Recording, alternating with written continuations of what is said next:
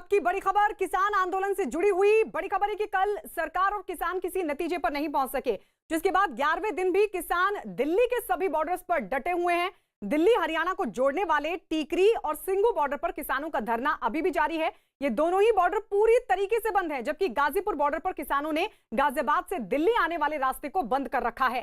किसानों ने साफ कहा है कि 8 दिसंबर को भारत बंद होगा और अब ये सरकार पर है कि कितनी जल्दी इस मामले का हल निकाला जाए। ये अलग अलग बॉर्डर्स की तस्वीरें हम आपको दिखा रहे हैं, क्योंकि कल 5वें दौर की बैठक हुई थी। किसान साफ तौर पर एमएसपी पर ठोस नतीजा चाहते हैं, ठोस आश्वासन चाहते हैं। तो वहीं उनकी एक मांग ये भी है कि तीनों बिलों को वापस ले लिया जाए। उधर सरकार साफ कर चुकी है कि बिल वापस नहीं होंगे, लेकिन कुछ मांगों पर सरकार राजी होती हुई दिख रही है, संशोधन के लिए तैयार है। लेकिन सवाल फिर वही बना हुआ है कि क्या समाधान निकल पाएगा। किसानों ने तो एक ही बोला था, जहाँ आर पार की लड़ाई है, जहाँ हाँ बोलो या ना बोलो, उसमें नतीजा नहीं कोई निकला। 8 को बंद है, भारत बंद है, 9 को मीटिंग है, 9 को पता चलेगा क्या होता है। कितना भी टाइम लगी जाए, कितना भी मर्जी करे, कुछ करे सरकार, कानून वापस करा के जाएंगे, वापस नहीं जाते उन्हें चल। धरना लंबा चलेगा और हर तरह से, चाहे दिल्ली जाम करनी पड़े या यूपी जाम करने पड़े, और किसान भी भारी मात्रा में दिल्ली के लिए कूच कर रहे हैं। तीनों कानून वापस लो और इससे कुछ रिश्ता कम कोई बातचीत नहीं होगी। उसमें 9 तारीख रख लो, कहीं रख लो, 8 तारीख को पूरा भारत में चक्का जाम होंगे। तो 8 तारीख को पूरा भारत बंद रखा जाएगा। किसानों की तरफ से ये सीधी चेतावनी सरकार को दे दी गई है। जावेद हमारे साथ बने हुए। जावेद, मुझे लग रहा है आपके पीछे शायद राकेश टिकैत हैं, उनसे बात करिए, क्योंकि कल सरकार ने जो गेंद है वो तो किसानों के पाले में फेंक दी और ये कहा कि आपके सुझाव आएंगे, उसका इंतजार रहेगा। जरा बातचीत कीजिए, क्या अब उसको लेकर कोई कदम उठाया जा रहा है? क्या दिए जाएंगे इनकी तरफ से सुझाव? देखिए, बिल्कुल जो गाजीपुर बॉर्डर पर जो पूरा प्रोटेस्ट चल रहा है, राकेश टिकैत के ही नेतृत्व में चल रहा है और हम देख रहे हैं पहले दिन से वो डटे हुए हैं। आज 11वां दिन प्रोटेस्ट को होने जा रहा है। राकेश जी, कल आप मीटिंग में थे, सरकार ने कहा कि आप लोगों की तरफ से जब सुझाव आएंगे तब ही आगे बात होगी, तो क्या आप सुझाव दे रहे हैं? हाँ, सुझाव तो दे दिए उन्हें। अच्छा, हाँ, दे दिए सुझाव। तो क्या कह रहे हैं अब वो? अब तो उनसे मांगा कि आप बताओ क्या करना। अच्छा। सुझाव दे दिए, भाई बिल वापसी ले लो। हाँ। नया ड्राफ्ट फिर बना लेंगे। अच्छा। कोई ड्राफ्ट बनाने में कोई दिक्कत है? हाँ। बना लेंगे फिर। तो कल की मीटिंग में आपको लग रहा है कि कुछ आगे रास्ता निकल सकता है? क्योंकि 2 मीटिंग हो चुकी है, वो बेनतीजा रही हैं। अब कल 9 तारीख को फिर से मीटिंग होनी है, लगातार मीटिंग चल रही है, तो क्या लग रहा है कि कब इसका रास्ता निकलेगा? कितना दिन इसमें लग सकता है? अभी सरकार जो है वो ऊंचा सुनती है। अच्छा, ऊंचा सुने, अभी टाइम लगेगा। कितना टाइम लगेगा आपके हिसाब से? क्या पता कितना लग जाए टाइम। अच्छा, देखो, हमें तो घर वालों ने कह दिया ये कह रहे हैं कि ड्राफ्ट लेकर आए सरकार, मतलब तीनों बिल वापस की मांग पर अभी भी अड़े हुए, लेकिन सरकार तो कह रही बिल वापस नहीं होंगे। घर नहीं आना, और घर जाकर भी क्या जवाब देगा? सरकार ने साफ कह दिया है कि बिल वापस नहीं होगा, एकदम क्लियर। और बस किसान ने भी कह दिया कि बिल वापसी बिना किसान भी घर नहीं जाता। अच्छा, तो क्या रास्ता, कोई बीच का रास्ता निकलेगा? सरकार ही बताओगी। जब सरकार कह रही है वापसी नहीं होते, किसान भी कह रहा आगे जाता नहीं भाई। हाँ। 5 आदमी को बैठा लो बीच में। अच्छा, हाँ। लेकिन 9 तारीख को फिर से मीटिंग है, 8 को भारत बंद का ऐलान आप लोगों ने किया है, तो उससे पहले बंद का ऐलान क्यों किया जब अभी बातचीत ही चल रही है? हाँ, करते हैं, बंद का ऐलान भी करते हैं भाई। तो आंदोलन है, और क्या करेंगे, ठाली क्या करेंगे? कुछ ना कुछ तो करेगा किसान, कुछ ना कुछ तो इसे भी हिला चाह भैया। तो ऐसा खेत जोतने के लिए दे दो भाई, नहीं तो ये कहीं ना कहीं तो सींग मारेगा। राकेश टिकैत की बैठक में थी। जावेद, पूछिए जरा, प्रस्ताव सरकार ने कहा है कि प्रस्ताव भी दिया जाएगा, उस प्रस्ताव का इंतजार करेंगे क्या? हाँ, ठीक कह रही सरकार। हमने भी कहा भाई अपने घर चले जाओ भाई, कोरोना चल रहा, सरकार कह रही कोरोना चल रहा। अच्छा, कोरोना ये बिहार के चुनाव में नहीं मिला कहीं हमें, ना वहाँ पे मिला। जब ये तेलंगाना में जा रहे थे अध्यक्ष जी हैदराबाद में, और वो यात्रा निकाल लेते अपने। एक बात बताइए कि कब तक आप लोग रहेंगे इसी तरह से? आप कह रहे हैं कि आप बिल से वापसी से कम पर कुछ मानेंगे नहीं, सरकार ने साफ कर दिया है वो बिल वापस नहीं लेगी। करेंगे, बात करेंगे, इसमें भी क्या होगा। ये तो अभी किसान बैठा आ रहा, गाँव में तो आ रहे हैं अब लोग। हाँ। आ रहे अपने वाले जो गाँव में वो खेती बाड़ी करते थे। 11वां दिन है, बॉर्डर्स बंद है, लोगों को अच्छी खासी दिक्कतें हो रही हैं, उसका क्या? नहीं, बॉर्डर तो नहीं बंद है, खुल रही सड़क तो। कहाँ सर, ये वाला बंद है पूरा ऊपर से एक लेन? क्या एक ही रास्ता है? ये तो 12 लाइन का हाईवे है, एक आध पे कोई किसान चला गया होगा इन्हें। नहीं, गाजियाबाद से दिल्ली नहीं आ सकते। हम कह रहे हैं कि खुलवा दो ना रास्ते। हाँ। कौन मैंने कर रहा? अच्छा। रास्ते किसान ने बंद करा क्या, या दिल्ली पुलिस ने, सरकार ने? दिल्ली के बंद है ना रास्ते तो। हम तो जाना चाहते हैं। सिंगू बॉर्डर है, वहाँ पर किसान बैठे हुए हैं पूरा। आगे तो जाड़ लगा रखे हैं। हाँ। दिल्ली ने ही तो लगा रखे है ना। जाने दो, देखो हम तो 30-32 आप रास्ते खोलने के लिए तैयार है, आप ये कह रहे हैं? तो खोल देंगे हम, अंदर जाने दो, हमें वोट क्लब पर जाने दो, जाने दो। अच्छा, हाँ। वोट क्लब जाना चाहते हाँ, हैं। वोट सरकार कह रही है बुराड़ी जाइए, शुरुआत से उन्होंने कहा इंतजाम भी वहाँ। बुराड़ी क्या करेंगे? बुराड़ी कोई सरकार की ऑथेंटिक वो जेल है, हाँ। वो तो एसआई जेल है, वहाँ क्यों जा? नहीं, बड़ा ग्राउंड है, प्रोटेस्ट वहाँ कर सकते हैं, सारे इंतजाम। रामलीला उससे बड़ा तो नहीं है वोट क्लब से। अच्छा। हाँ, नहीं, दिल्ली में आने से व्यवस्थाएं खराब हो सकती हैं, ट्रैफिक का एक मसला रहता है। कुछ नहीं होने का, वोट क्लब पर रहेंगे, वहाँ तो एक रोड है। हाँ। भाई दिल्ली ये कह रही है कि 10 रोड रोक रखी, वोट क्लब पे एक रोड है, वहाँ किसान अंदर रह जाएंगे, ट्रैफिक चलू जाएगा। कल की मीटिंग के बारे में अगर हम फिर से बात करें, कल किसान यस और नो का प्ले कार्ड्स लेकर बैठे थे। हाँ बैठे थे, अभी भी दिखाऊंगा मैं, जाइयो बैठा के यस और नो का हो, अभी दिखा। क्या क्या कहने की कोशिश कर रहे थे आप? हम कह रहे हैं कि सरकार यस और नो में जवाब दे दे। अच्छा। हाँ। लेकिन बातचीत में तो बातचीत सभी मुद्दों पे होती है, जो आपके चिंताएं हैं बिल को लेकर उसको लिखित में सुना जाएगा, कहा जाएगा। सरकार कह रही है कि आप सुझाव दीजिए, आप सुझाव देने के लिए तैयार नहीं? सुझाव अब क्या सुझाव लेते, जब केस ही नहीं मिट रही, अब सुझाव क्या दे? जब बनाए लिया उन्होंने, उसमें क्या सुझाव दे? भाई नया बना लो, जब मकान में दरार आ जा तो उसे तो फिर तोड़ना ही पड़े। वो बिल नए से कम पर नहीं मानेंगे ना, भी नहीं मान रहे। तो देखिए, राकेश टिकैत हैं जो कि बात कर रहे हैं, कह रहे हैं कि जावेद क्योंकि आप वहां पर हैं, ये बिल एक सवाल और पूछिए क्योंकि राकेश टिकैत क्योंकि बैठक में भी थे कल, उनसे पूछिए कि अब क्या सरकार के प्रस्ताव का इंतजार करेंगे? हालांकि और अच्छे से वो बता पाएंगे क्योंकि ये कहा जा रहा है कि सरकार प्रस्ताव देगी, उसके बाद फाइनल बातचीत 9 दिसंबर को होगी। तो क्या सरकार के प्रस्ताव का इंतजार कर रहे हैं? ऐसी योजना है सरकार की? कल बैठक में क्या इस तरीके से विचार किया गया? बिल्कुल बिल्कुल। राकेश जी, एक बार बताइए, सरकार के प्रस्ताव का इंतजार कर रहे हैं? सरकार ने कहा था कि वो प्रस्ताव देगी, तो क्या सरकार के प्रस्ताव का इंतजार कर रहे हैं? हाँ, सरकार जो कुछ देगी उसे भी पढ़ेंगे। क्या क्या कहा था प्रस्ताव के बारे में सरकार ने? आप कल बातचीत में भी थे। वो लोग कहते हैं यही बता देंगे। अच्छा। हाँ, यही बता देंगे। तो देखिए, ये कह रहे हैं कि प्रस्ताव भी देखेंगे। तो ये राकेश टिकैत हैं जो कि किसानों के नेता हैं, उस ग्रुप से हैं, उस समूह से हैं जो सरकार से बातचीत करने के लिए लगातार जा रहा है। और अपनी बात किसानों ने बता दी है कि बिल वापस की मांग से कम पर कुछ भी मंजूर नहीं होगा। गायत्री जी, और इस बीच बता दें कि कृषि कानूनों के मुद्दे पर केंद्र और किसानों की अगली बैठक 9 दिसंबर यानी कि बुधवार को होगी। कल 5 घंटे तक चली 5वें दौर की बैठक में दोनों ही पक्ष किसी भी सहमति तक नहीं पहुंच सके। हालांकि नरेंद्र सिंह तोमर ने एक बार फिर किसानों को विश्वास दिलाया है कि ना तो एमएसपी को खत्म किया जाएगा और ना ही सरकारी मंडियां बंद होंगी। सरकार ने किसानों से अगले दौर की बैठक से पहले सुझाव भी मांगे हैं ताकि सरकार जल्द से जल्द किसी समाधान तक पहुंच सके। हालांकि सरकार ने यह भी साफ कर दिया है कि वो किसानों की मांग के मुताबिक कानून में संशोधन के लिए भी तैयार है, लेकिन किसान कृषि कानून वापस लेने की मांग पर अड़े हुए हैं। साथ ही 8 दिसंबर को भारत बंद का ऐलान किया गया है। हमने कहा है कि एमएसपी जारी रहेगी। एमएसपी पर किसी भी प्रकार का खतरा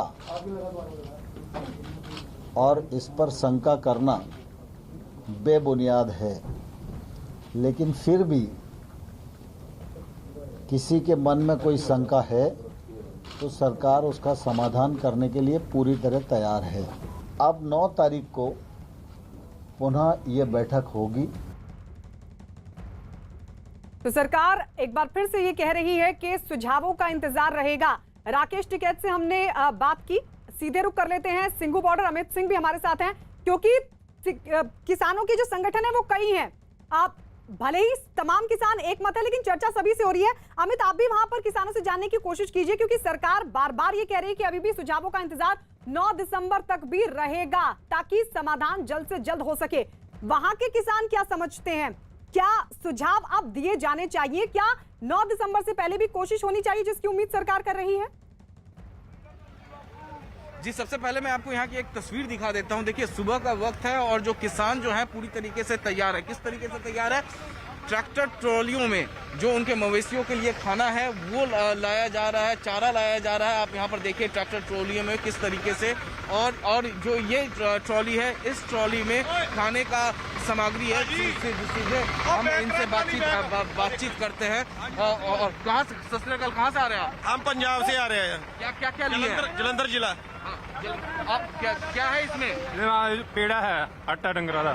अच्छा, ये बताइए, सरकार कह रही है कि अब 9 दिसंबर को बातचीत होगा, समाधान क्या सुझाव नहीं दिया जा रहा है, क्या कह रही है सरकार? कुछ नहीं करे, ला रही है सरकार, नहीं मानने की फिर ऐसे तरह ये टाइम टपा रहे हैं अपना। अगर इन्होंने कोई फैसला लेना होता तो कब का ले लेते। सर ये टाइम वेस्ट कर रहे हैं ताकि किसान खुद ब खुद तितर हो जाए। लेकिन हम सरकार को ये बताना चाहते हैं भी जो ये सोच रहे हैं वैसा कुछ भी नहीं है। जब तक ये हमारी मांगे पूरी नहीं होगी हम यहाँ से हिलने वाले नहीं हैं। जब तक इनकी मांगे पूरी नहीं होगी यहाँ से हिलने वाले नहीं है। यहाँ पर तस्वीर देखिए किस तरीके से जो किसान पूरी तरीके से तैयार है। एक ट्रैक्टर ट्रॉली यहाँ पर अभी यहाँ पर पहुंचा है। इसमें मवेशियों के लिए जो खाने की व्यवस्थाएं होती हैं, जो चारा है वो इसमें है। इस वक्त कहाँ से आए हो आप? लसाड़ा जलंधर के पास है। जलंधर के पास है। ये बताइए आगे की रणनीति क्या होगी आपको? इसके बारे तो हमारे किसान को बताएंगे। अभी तो हम अभी पहुंचे हैं। कब तक रहेंगे आप लोग यहाँ पे? अभी हम जब तक चलेगा 6 महीना का राशन 6 महीने यहीं पर है। इन लोगों का ये साफ कहना है। तो इस तरीके से ट्रैक्टर ट्रॉलियों में, यहाँ पर तस्वीरों में आप देख सकते हैं कि ट्रैक्टर ट्रॉलियों में, और ये जो मवेशी हैं, जानवर हैं जो किसानों के साथ यहाँ पर पहुंचे हुए हैं, उनके खाने की सामग्री रोजाना यहाँ पर पहुंचती है ट्रैक्टर ट्रॉलियों के सहारे से। और यहाँ पर एक और तस्वीर देखिए, यहाँ पर तस्वीर देखिए किस तरीके से किसान जो है लगातार यहाँ पर डटे हुए हैं। और किसानों का कहना है कि ये इसी तरीके से डटे रहेंगे। एक ट्रॉली के अंदर यहाँ पर देखिए काफी लोग जो हैं यहाँ पर अंदर ट्रॉली के अंदर यहाँ पर मौजूद हैं। सीधे हम इनसे बातचीत करते हैं। और यहाँ पर एक और तस्वीर मैं आपको दिखाना चाहूंगा। यहाँ पर तस्वीर देखिए, जो चूल्हा खाना पकाने के लिए जो सामग्री चाहिए वो सामग्री यहाँ पर है काफी ज्यादा तादाद में। कब तक यहाँ रहने का इरादा है? जब तक से नहीं फैसला होता इतना ये रहेंगे हम। जब तक फैसला नहीं होगा तब तक आप लोग रात कैसे कट रही है आप लोग? बढ़िया अपना। जरा आप लोग आगे आएंगे, आगे आइए जरा बातचीत करनी है आप लोगों से। कब तक आप लोग रुकेंगे यहाँ पे? जब तक फैसला नहीं होता। कहाँ से आए हैं आप लोग? करनाल। हम जी करनाल जिला गांव बड़ौदा से आए हैं। ये बताइए, कल जो बैठक हुई थी उसके बाद से जो केंद्रीय मंत्री हैं, कृषि मंत्री, उनका कहना है कि किसानों की तरफ से कोई सुझाव नहीं आ रहा है। नहीं जी, किसान सुझाव तो दे रहे हैं, किसान की बात मान ही नहीं रहे। और जब तक किसान की मांग नहीं मानेंगे तो हम यहीं डटे रहेंगे, चाहे हमें 2 महीने लगे। चाहे वो 2 महीने। आप जरा आगे आइए, आप आगे आइए। बताइए आप कहाँ से आए हैं? कब कितने दिन हो गए आपको यहाँ पे? करनाल था जी। कितने दिन हो गए आपको यहाँ पे? परसों आए थे जी। परसों आए थे तो मैंने आप लेट हो गए काफी। 9-11 दिन से तो यहाँ पे किसान है। हाँ जी। हमारे कणक रह रही थी पौनी, कणक पौनी रह रही थी हमारी। तो इस तरीके से मैं एक बार अंदर की तस्वीर, जरा हटिए, जरा अंदर की तस्वीर देखिए। ठंड बहुत ज्यादा है यहाँ पर। तो देखिए कंबल से लेके राशन तक पूरी व्यवस्थाएं यहाँ पर की गई हैं। और जो मवेशी, जो जानवर इनके साथ आए हैं, उनका भी खाने के लिए जो चारा होता है वो चारा जो है वो लगातार रोजाना यहाँ पर ट्रैक्टर ट्रॉलियों के सहारे से यहाँ पर पहुंच रहा है। एक और तस्वीर यहाँ पर मैं आपको दिखाना चाहूंगा। एक और तस्वीर देखिए किस तरीके से यहाँ पर बैलगाड़ी यहाँ पर मौजूद है। और देखिए किस तरीके से किसान जो है पूरी तरीके से यहाँ पर तैयार है। ये जितने भी किसान हैं उनका साफ ये कहना है कि ये तब तक यहाँ पर डटे रहेंगे जब तक इनकी मांगे पूरी तरीके से मान नहीं ली जाती। जी बिल्कुल, यानी अभी तक जो आपने बातचीत की है, किसान ये कह रहे हैं कि अब कोई सुझाव नहीं, अब सीधा बिल की वापसी हो और नतीजा फाइनल हो, ये कहना चाह रहे हैं किसान। लेकिन अमित, तब भी भले ही किसान सब एक मत हो, लेकिन हर किसान की बात आनी चाहिए हमारे जरिए। और भी किसानों से हम इस पर बातचीत करेंगे और साथ ही ये भी समझने की कोशिश करेंगे कि सरकार की बात छोड़िए, लेकिन कोविड और ठंड का वक्त है, क्या उनको नहीं लगता कि जो बच्चे हैं, जो बुजुर्ग हैं, जो महिलाएं हैं, उनको घर वापस लौट जाना चाहिए, भले ही आंदोलन चलता रहे। लेकिन इस बीच अपने दर्शकों को बता दें कि कृषि मंत्री ने किसानों से मामला सुलझाने के लिए सुझाव देने की अपील की है ताकि मामले का हल जल्द से जल्द निकाला जा सके। किसानों को कहा है कि सरकार आपके सभी पहलुओं पर विचार करेगी और हमारी कोशिश होगी कि समाधान का रास्ता हम खोजें, लेकिन समाधान का रास्ता खोजने में यह उपयुक्त होता कि किसान नेताओं के भी कुछ सुझाव मिल जाते तो हमको रास्ता निकालना थोड़ा आसान होता। अभी भी हम उसका इंतजार करेंगे। सिंघू बॉर्डर पर अमित ने जो तस्वीर दिखाई, जो बातचीत, जावेद आपके पास आ रही हूं मैं, अमित ने जो किसानों से बातचीत की वो कह रहे हैं कि अब कोई सुझाव नहीं, सीधा बिल वापसी, और कुछ इसी तरह की बात राकेश टिकैत ने की और तमाम जो किसान है वो उनके नेतृत्व में उनकी बात को फॉलो कर रहे हैं। तो जरा ये समझने की कोशिश कीजिए, वहां पर जो किसान मौजूद हैं, सरकार को छोड़िए, लेकिन क्या उनको नहीं लगता कि आंदोलन चलता रहे, लेकिन जो बुजुर्ग हैं, जो महिलाएं हैं, जो बच्चे, कम से कम उनको घर वापस भेज दिया जाए? देखिए, इस वक्त गाजीपुर में अब हम फ्लाईओवर के नीचे आ गए, जहां पर मोटे तौर पर भारतीय किसान यूनियन से जुड़े हुए जो किसान हैं, जो उनके नेता हैं, वहां पर मौजूद हैं। ज़रा मैं पहले तस्वीर दिखा दूं, किसानों से भी हम बात करेंगे, लेकिन देखिए किस तरह से जो इनके ट्रैक्टर ट्रॉलियां हैं वो फ्लाईओवर के नीचे पूरी तरह से खड़े हैं। आज 11वां दिन है, हालांकि ये 28 तारीख को इस जगह पर भारतीय किसान यूनियन ने इसे घेरा था। किसानों से बात करते हैं। बताइए कि सरकार कह रही है कि आपका प्रोटेस्ट चलता रहे, लेकिन जो बुजुर्ग हैं उनको ख़तरा है, बच्चों को कोरोना से ख़तरा है, क्या कहेंगे इस पर? देखिए, आज तक तो जो हम लोग किसान हैं, हाँ। गांव में कोई शिकायत नहीं है कोरोना का, हम जानते नहीं, कोई किसान आज तक मरा ही नहीं कोरोना से। अच्छा, तो हम कैसे मान लें कोरोना? ये तो एक साजिश के तहत हाँ।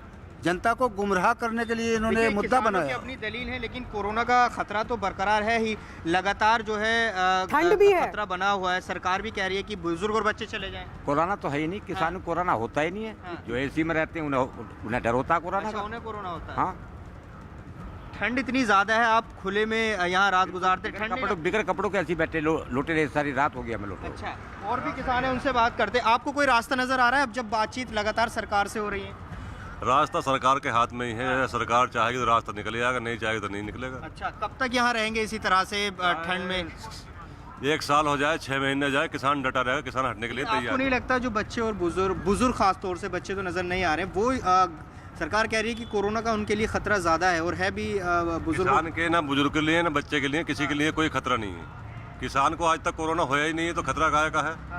अच्छा, हाँ, बता दें, आपको बताएं आंकड़े, किसान के लिए किसी कोरोना होया हो तो बताएं। अपने मुद्दे पर बने हुए कह रहे हैं कि किसान को कोई खतरा नहीं है, और जो दूसरे किसानों कह रहे हैं कि जो बिल है उससे नुकसान भी उतनी है। ये बताइए कि आपको क्या कोई रास्ता नजर आता है? चाचा, क्या लग रहा है? सरकार रास्ता बातचीत चल रही है, वो सरकार आज मान ले तो दूर हो जाएगा सब। अच्छा, सब निकल जाएंगे। यहाँ कोई उसके लिए थोड़ी पड़ेगा, मजे के लिए थोड़ी पड़े हैं। अच्छा, है, अपने घर सब आराम करें, सब काम भी करें। अभी मजबूरी आ रही है, क्या करा जाए इसमें? तो कब तक रहेंगे इस तरह से? देखिए, हवा इतनी ज्यादा चल रही है, सरकार जब तय, कोरोना का डर भी है। कोरोना वैसे अब होता रहो, लेकिन गाँव में तो कोरोना, अरे सुनो, गाँव में तो कोई कोरोना और दिखाई देता नहीं। हम तो इधर के मुरादाबाद, अमरोहा इधर के रहने वाले हैं, हमारी तरफ तो कोई कोरोना का हिसाब नहीं। अमरोहा में तो कुछ हुआ है, शहर में। देखिए, लगातार जो किसान हैं वो डटे हुए हैं, कोरोना को लेकर उनकी अपनी दलीलें हैं, लेकिन ये हमें समझना चाहिए गायत्री, जितने भी हमने देखा, चाहे सिंगू बॉर्डर हो या टिकरी बॉर्डर हो, वहाँ पर हमें बुजुर्ग किसान ज़्यादा दिखे हैं जो इस पूरे प्रोटेस्ट में आगे बढ़ चढ़कर हिस्सा ले रहे हैं। बिल्कुल जावेद, और ये बेहद गंभीर चिंता का विषय है, चिंता का विषय है ये सरकार के लिए भी, प्रशासन के लिए भी, कि अगर स्थिति खराब होती है, कोरोना के केसेस क्योंकि दिल्ली एनसीआर में बहुत बढ़ रहे हैं, और अगर स्थिति खराब होती है तो फिर उस स्थिति से भी किस तरीके से निपटा जाएगा? आंदोलन तो है ही एक तरफ। जावेद, लौटेंगे आपके पास, बाकी सहयोगी से भी वहां की तस्वीर के बारे में, अपडेट के बारे में जानने की कोशिश करेंगे, लेकिन इस बीच आपको बता दें, कृषि कानूनों पर सरकार और किसानों के बीच गतिरोध अभी टला नहीं है। अब छठे दौर की बातचीत की तारीख 9 दिसंबर तय की गई है। इससे पहले विज्ञान भवन में किसानों और सरकार के बीच 5वें दौर की बातचीत चल रही थी, जिसको लेकर ये कयास लगाए जा रहे थे कि इस बैठक के बाद आंदोलन खत्म हो जाएगा। कहीं पर भी बेच सकता है, लेकिन किसान क्यों नहीं बेच सकता? तो इस बात को लेकर स्वामीनाथन आयोग की सिफारिश में भी यही कहा गया है कि किसान को आज़ादी मिलनी चाहिए, वो कहीं पर भी किसी देश के किसी कोने में जहाँ उसको अधिक रेट मिले तो ये मिलना चाहिए, और इसी बिल के अंदर यही चीज़ कही गई है। और वहीं कॉन्ट्रैक्ट फार्मिंग है तो उसके अंदर भी किसान का इसमें हित है, क्योंकि कॉन्ट्रैक्ट फार्मिंग में जैसा कि किसान पहले अपने उत्पादन को अगर बेचता था तो उसको रेट का कोई इंश्योर नहीं होता था कि वो रेट उसको जब फसल पकेगी उस समय मिलेगी, लेकिन इसके अंदर फसल पकने से पहले, बोने से पहले उसको इस बात की गारंटी हो जाएगी कि मेरी फसल इस रेट में बिकेगी। और उसमें भी ये रखा है कि अगर एग्रीमेंट जो किया है उस एग्रीमेंट के ऊपर व्यापारी अगर एग्रीमेंट को मना करता है तो उसके ऊपर कार्रवाई होगी, लेकिन किसान अगर उस एग्रीमेंट से मना कर देता है और बढ़ी हुई दर पर दूसरे किसी व्यापारी को बेचता है तो उसके खिलाफ कोई एक्शन नहीं होगा। तो ये कानून किसानों के हित के बिल हैं, और निश्चित रूप से इसमें अगर कोई इनको लगती है कि कुछ उनको अगर किसानों को, तो उसमें निश्चित रूप से सरकार ने भी कहा है कि हम उसके अंदर संशोधन करने की आवश्यकता होगी तो संशोधन भी करेंगे। लेकिन जिस तरह से किसानों का ये कहना है कि इस बिल को वापस ही लिया जाए, तो मैं सोचता हूँ कि वापस बिल लेना जिसमें इसमें बहुत अच्छे अच्छे निर्णय हैं, तो उनको मैं सोचता हूँ किसानों के लाभकारी है और इसमें संशोधन की कहीं गुंजाइश है तो निश्चित रूप से उस पर भारत सरकार विचार करेगी।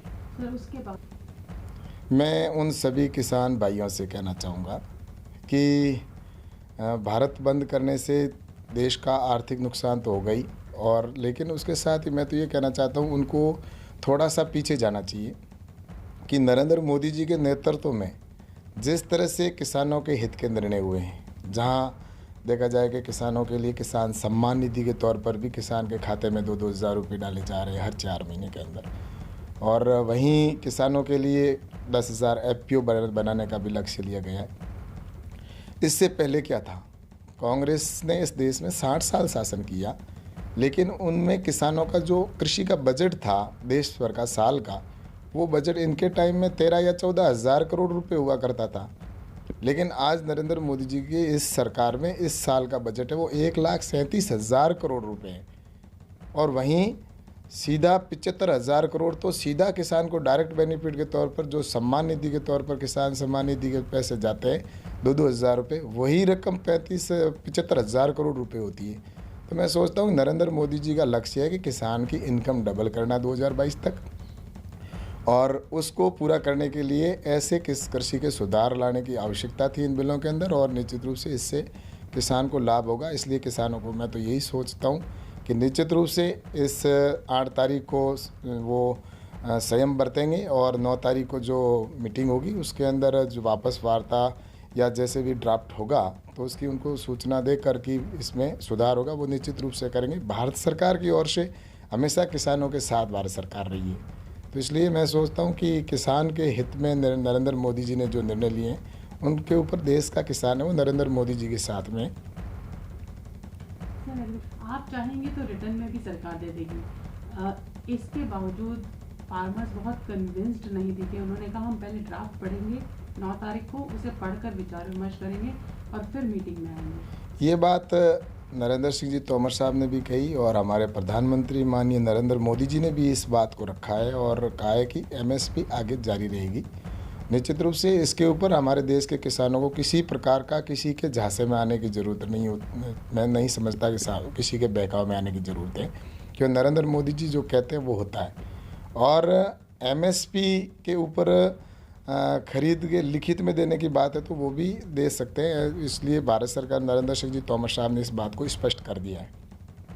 लेकिन अब मुझे जो लगता है कि किसान के हित का इतना बिल है, लेकिन इसके बावजूद इसके अंदर कांग्रेस की सरकार और जो विपक्ष है वो इनको भड़काने का काम कर रहे हैं, और आज देश के किसान हैं वो नरेंद्र मोदी जी की इन योजनाओं के ऊपर सहमत है, लेकिन कुछ राजनीतिक लोग इसके अंदर आग में घी झोंकने का काम कर रहे हैं। लेकिन मुझे पूरा विश्वास है नरेंद्र मोदी जी के नेतृत्व के ऊपर, और किसानों पर भी मुझे भरोसा है कि किसान ऐसा निर्णय नहीं लेंगे कि जिससे कि देश के अंदर कहीं पर भी अशांति हो।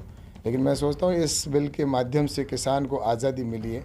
इतने साल तक हमारे किसान संघ और ये हमें हमेशा आंदोलन करते आए कि किसान को सही मूल्य मिले, किसान को आज़ादी मिले, तो अब पहली बार जब मिली है तो फिर इसका विरोध करना मैं सोचता हूँ कि आम किसान के लिए जो वास्तव में खेत के अंदर बैठा है, जिस किसान को आज भी वो आधे पानी के अंदर खड़ा है, उसको इस बात से कोई मतलब नहीं है। वो तो चाहता है कि मेरी इनकम कैसे बढ़े किसान, और लेकिन जिस तरह से यहाँ पर ये राजनीतिकीकरण किया जा रहा है, तो मैं सोचता हूँ इसके ऊपर किसानों को विचार करना चाहिए, और राजनीति के या जो राजनीतिक रोटियाँ सेक रहे हैं उनके बहकावे में नहीं आना चाहिए।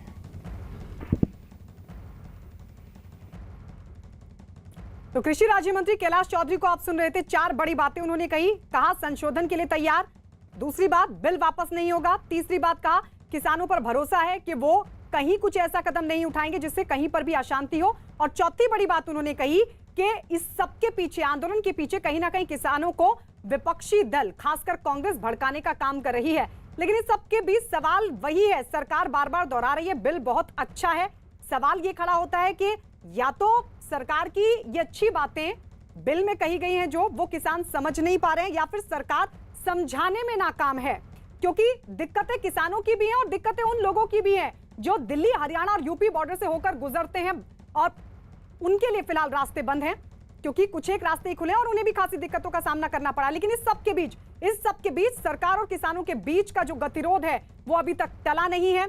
छठे दौर की बातचीत का अब इंतजार है, क्योंकि पांचवें दौर की बातचीत भी बेनतीजा रही और अब छठे दौर की बातचीत 9 दिसंबर को तय की गई है। इससे पहले विज्ञान भवन में किसानों और सरकार के बीच पांचवें दौर की बातचीत चल रही थी और इसको लेकर यह लग रहा था कि शायद आंदोलन खत्म हो जाएगा, समाधान निकल आएगा।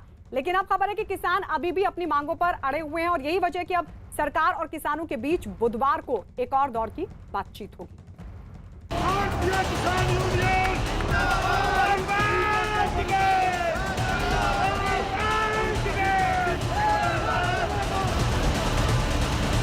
MSP पूरे देश में लागू की जाए और जो पराली का बिल है वो भी रद्द किया जाए। सरकार भी चाहती है कि इसका समाधान जल्द से जल्द हो।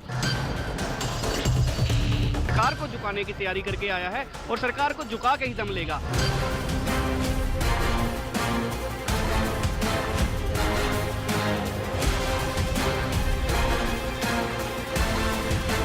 MSP को आप गारंटी तो कर दो।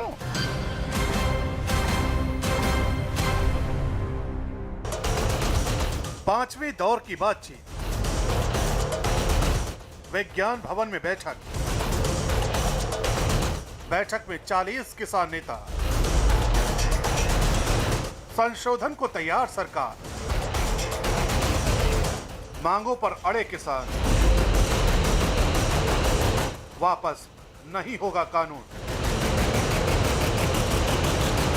कृषि कानूनों पर मचे घमासान के बीच ये पांचवें दौर की बातचीत की तस्वीरें हैं।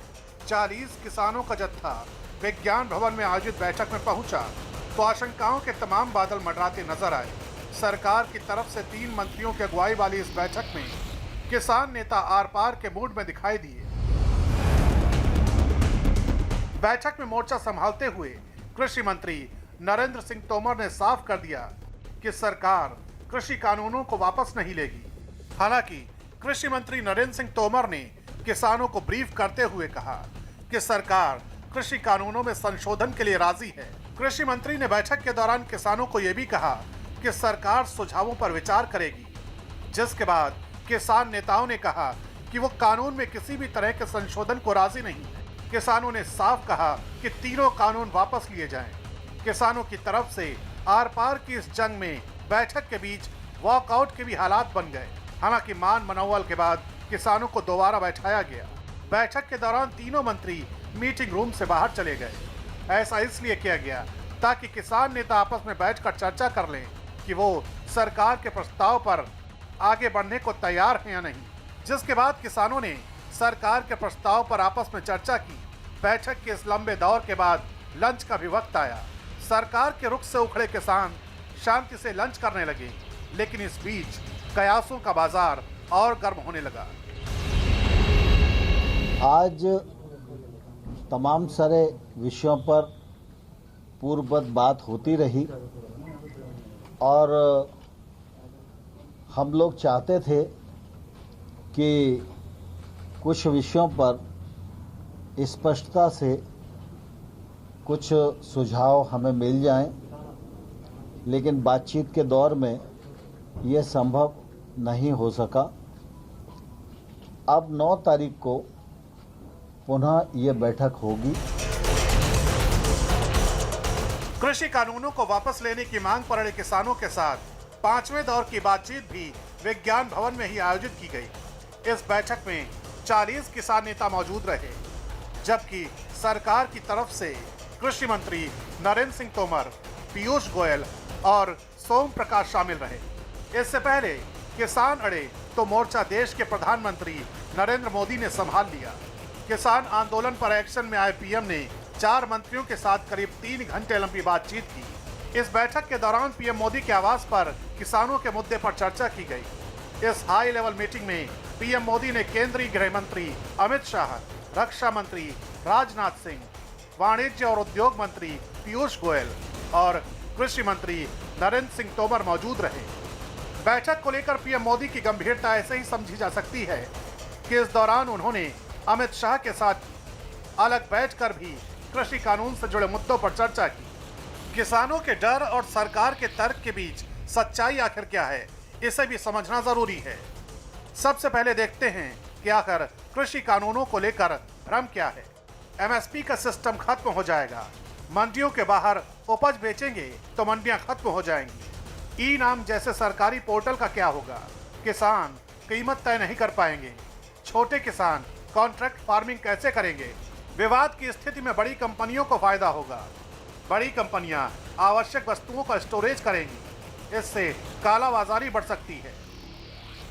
अगर उस समय हमारे साथ बातचीत कर लेते और यही बातें जो हमने इनके सामने रखी थी उस पे ये गौर करते और सिलेक्ट कमेटी को भेजते, तो आज ये समस्या जो बनी हुई है बॉर्डर में वो समस्या नहीं होती। आज हम कठिनाई में हैं और मैं मानता हूँ कि चलिए देर हुई दुरुस्त हुई, लेकिन अब बातचीत जो हो रही है उसका कुछ समाधान निकलना चाहिए। जबकि केंद्र सरकार का साफ दावा है कि इन 3 नए कृषि कानूनों से किसानों के जीवन शैली में काफी सुधार होगा, साथ ही किसानों की दोगुनी आय का मकसद भी तय होगा। सरकार का कहना है कि इन कानूनों से मंडियां खत्म नहीं होंगी, कारोबार होता रहेगा। किसानों को मंडी के साथ साथ दूसरी जगहों पर फसल बेचने का विकल्प मिलेगा। किसानों की फसल खराब होने की आशंका दूर होगी। किसान आलू प्याज जैसी फसलें बेफिक्र होकर उगा सकेंगे। इंस्पेक्टर राज और भ्रष्टाचार खत्म होगा। एमएसपी पहले की ही तरह जारी रहेगी।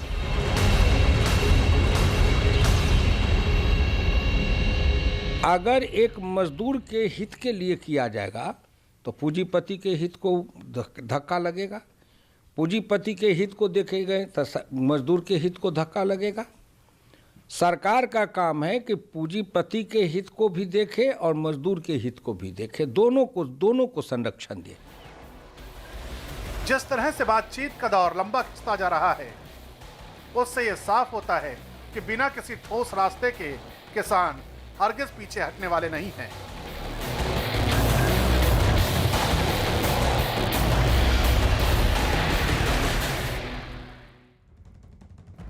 इस वक्त 2 सहयोगी हमारे साथ हैं, सिंघू बॉर्डर से अमित, गाजीपुर बॉर्डर से जावेद मंसूरी। अमित, आपके पास आते हुए चर्चा को हम आगे बढ़ाएंगे, समझने की कोशिश करेंगे कि अब होगा क्या, समाधान किस तरफ से निकलेगा, लेकिन जरा पहले उससे पहले तस्वीर दिखाइए, वहां पर अभी क्या स्थिति है?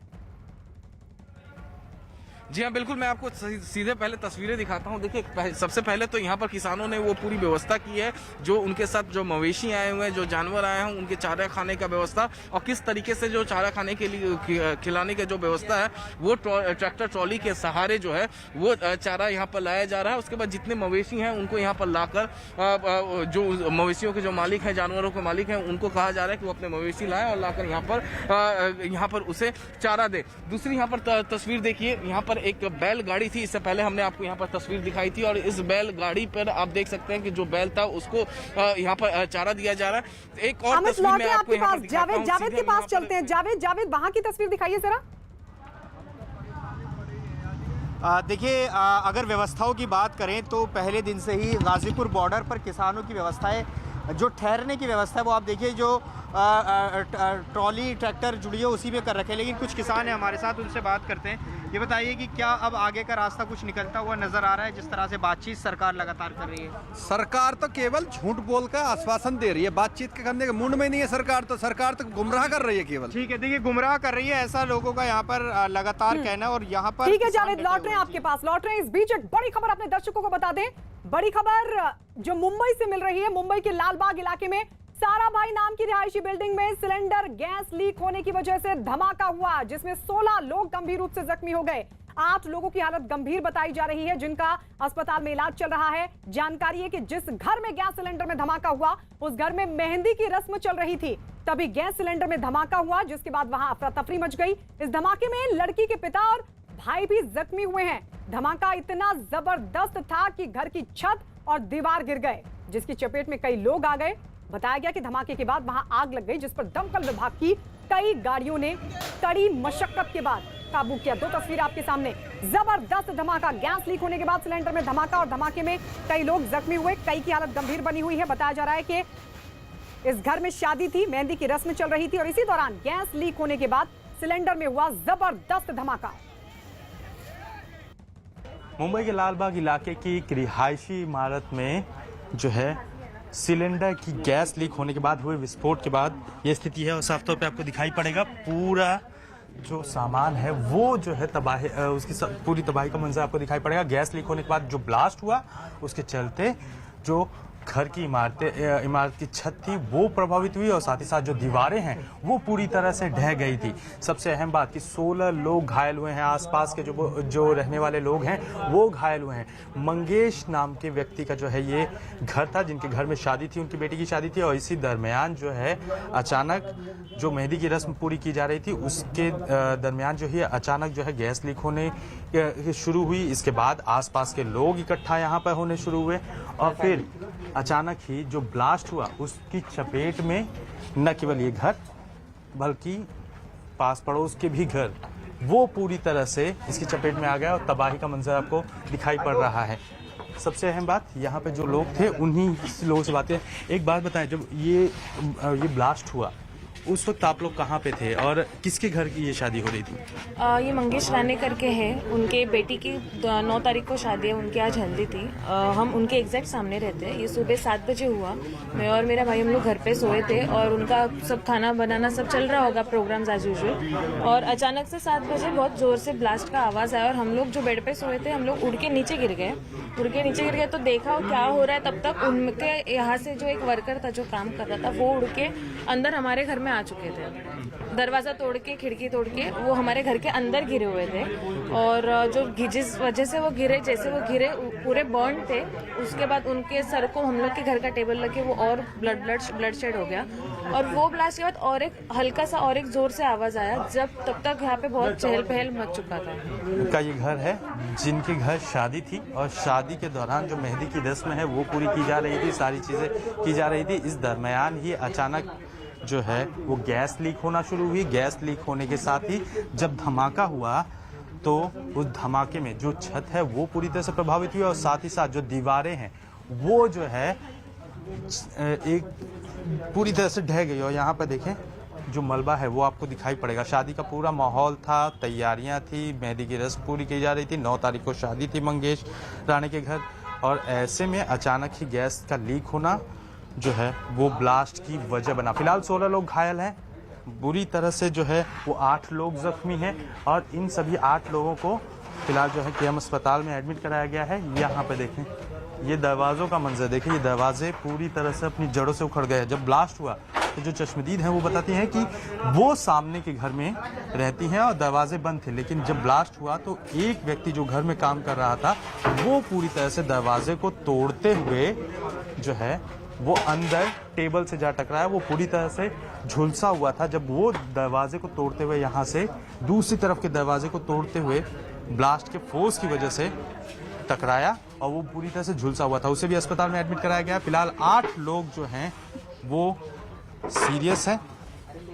इसमें जो लड़की के पिता हैं मंगेश राणे वो भी जो है बुरी तरह से झुलसे हुए हैं, उनका भी इलाज किया जा रहा है। लेकिन फिलहाल शादी का मंजर जो था वो मातम के मंजर में बदलता हुआ दिखाई पड़ रहा है।